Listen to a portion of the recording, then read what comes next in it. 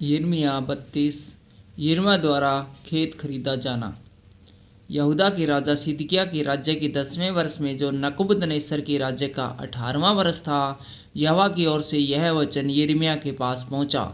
उस समय बेबीलोन के राजा की सेना ने यरूशलेम को घेर लिया था और यिर्मयाह भविष्यवक्ता यहूदा के राजा के भवन में पहरे के आंगन में कैदी था, क्योंकि यहूदा के राजा सिदकिय्याह ने यह कहकर उसे कैद किया था, तू ऐसी भविष्यवाणी क्यों करता है? यहोवा यूं कहता है, देखो मैं यह नगर बेबीलोन के राजा के वश में कर दूंगा और इसको वह ले लेगा, और यहूदा का राजा सिदकिय्याह कसदियों के हाथ से न बचेगा, परंतु वह बेबीलोन के राजा के वश में अवश्य ही पड़ेगा।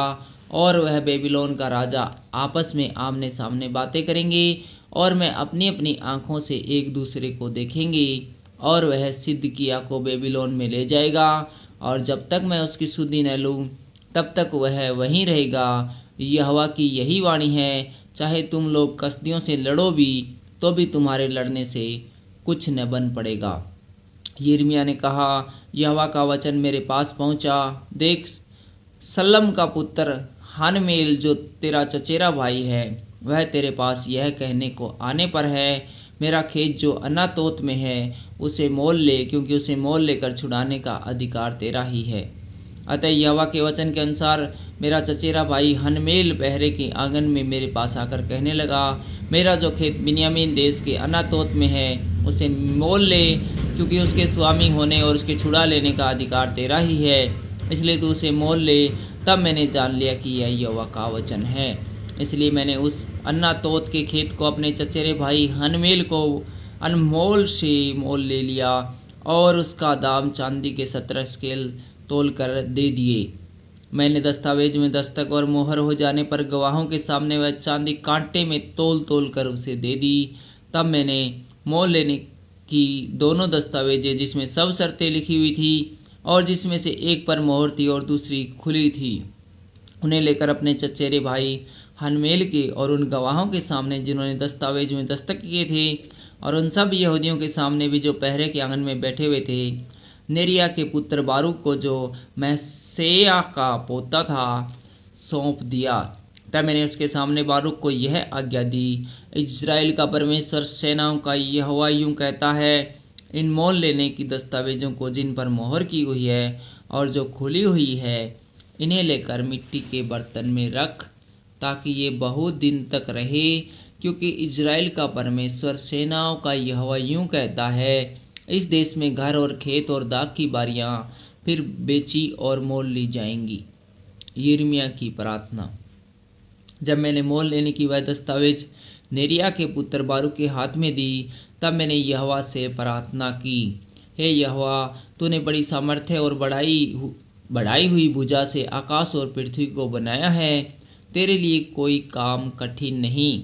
तू हजारों पर करुणा करता रहता, परंतु पूर्वजों के अधर्म का बदला उनके बाद उनके वंश के लोगों को भी देता है।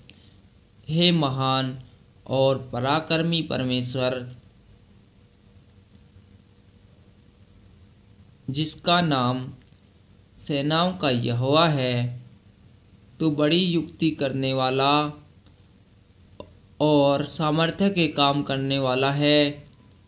तेरी दृष्टि मनुष्यों के सारे चाल चलन पर लगी रहती है, और तू हर एक को उसके चाल चलन और कर्म का फल भुगताता है।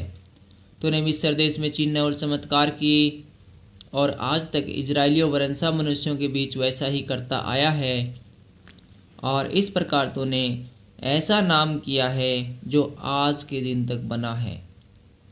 तो अपनी प्रजा इजराइल को मिस्र देशों में से चिन्ह और चमत्कारों और सामर्थी हाथ और बढ़ाई हुई भुजा के द्वारा और बड़े भयानक कामों के साथ निकाल लाया है। फिर तूने यह देश उन्हें दिया जिनके देने की शपथ तूने उनके पूर्वजों से खाई थी, जिसमें दूध और मधु की धाराएं बहती है, और वे आकर इसके अधिकारी हुए। तो भी उन्होंने तेरी नहीं मानी और न तेरी व्यवस्था पर चले, वरन जो कुछ तूने उनके करने की आज्ञा दी उसमें से उन्होंने कुछ भी नहीं किया। इस कारण तूने उन पर यह विपत्ति डाली है। अब इन दमदमों को देख, वे लोग इस नगर को ले लेने के लिए आ गए हैं, और यह नगर तलवार, महंगी और मरी के कारण इन चढ़े हुए कसदियों के वश में किया गया है।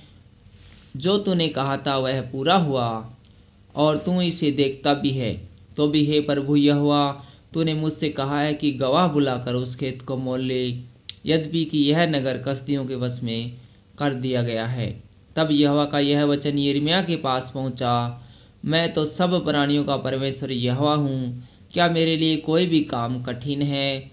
इसलिए यहोवा यूं कहता है, देख मैं यह नगर कसदियों और बेबीलोन के राजा नबूकदनेस्सर के वश में कर देने पर हूँ और वह उसको ले लेगा। जो कसदी इस नगर से युद्ध कर रहे हैं वे आकर उसमें आग लगाकर फूंक देंगे, और जिन घरों की छतों पर उन्होंने बाल के लिए धूप जलाकर और दूसरे देवताओं को तपावन देकर मुझे रीस दिलाई है, वे घर जला दिए जाएंगे। क्योंकि इज़राइल और यहूदा जो काम मुझे बुरा लगता है वही लड़कपन से करते आए हैं, इसलिए अपनी बनाई हुई वस्तुओं से मुझको रीस ही रीस दिलाते आए हैं। यहोवा की यही वाणी है, यह नगर जब से बसा है तब से आज के दिन तक मेरे क्रोध और जलजलाहट के भड़कने का कारण हुआ है।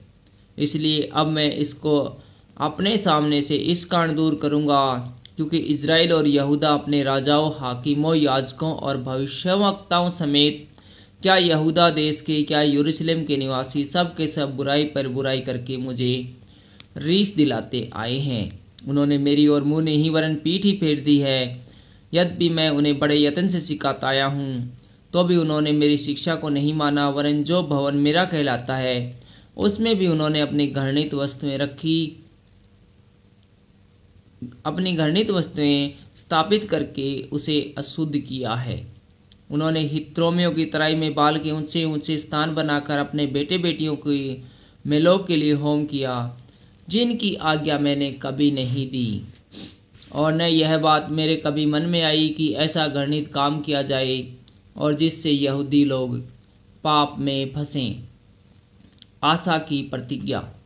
परंतु अब इज़राइल का परमेश्वर यहोवा इस नगर के विषय में जिसके लिए तुम लोग कहते हो वह तलवार महंगी और मरी के द्वारा बेबीलोन के राजा के वश में पड़ा है, यूं कहता है, देखो मैं इनको सब देशों से जिनमें मैंने क्रोध और जलजलाहट में आकर उन्हें जबरन निकाल दिया था, लौटा ले आकर इसी नगर में इकट्ठे करूंगा और निडर करके बसा दूंगा। वे मेरी प्रजा ठहरेंगी और मैं उनका परमेश्वर ठहरूंगा। मैं उनको एक ही मन और एक ही चाल कर दूंगा कि वे सदा मेरा भय मानते रहे, जिससे उनका और उसके बाद उसके वंश का भी भला हो। मैं उनसे यह वाचा बांधूंगा कि कभी उनका संग छोड़कर उनका भला करना न छोड़ूंगा, और अपना भय उनके मन से ऐसा उपजाऊंगा कि वे कभी मुझसे अलग न होना चाहेंगे। मैं बड़ी प्रसन्नता के साथ उनका भला करता रहूंगा और सचमुच उन्हें इस देश में अपने सारे मन और प्राण से बसा दूंगा। देख यहोवा यूं कहता है, जैसा मैंने अपनी इस प्रजा पर यह बड़ी विपत्ति डाल दी, वैसे ही निश्चय इनसे वह भलाई भी करूंगा जिसके करने का वचन मैंने दिया है। इसलिए यह देश जिसके विषय तुम लोग कहते हो कि यह उजाड़ हो गया है, उसमें न तो मनुष्य रह गए हैं और न पशु, यह तो कसदियों के वश में पड़ चुका है। इसी में फिर से खेत मोल लिए जाएंगे, और बिन्यामीन के देश में, यरूशलेम के आसपास और यहूदा देश के अर्थात पहाड़ी देश, नीचे के देश और दक्षिण देशों के नगरों में लोग गवाह बुलाकर खेत मोल लेंगे और दस्तावेज में दस्तक और मोहर करेंगे, क्योंकि मैं उनके दिनों को लौटा ले आऊँगा। यहोवा की यही वाणी है। Thank you.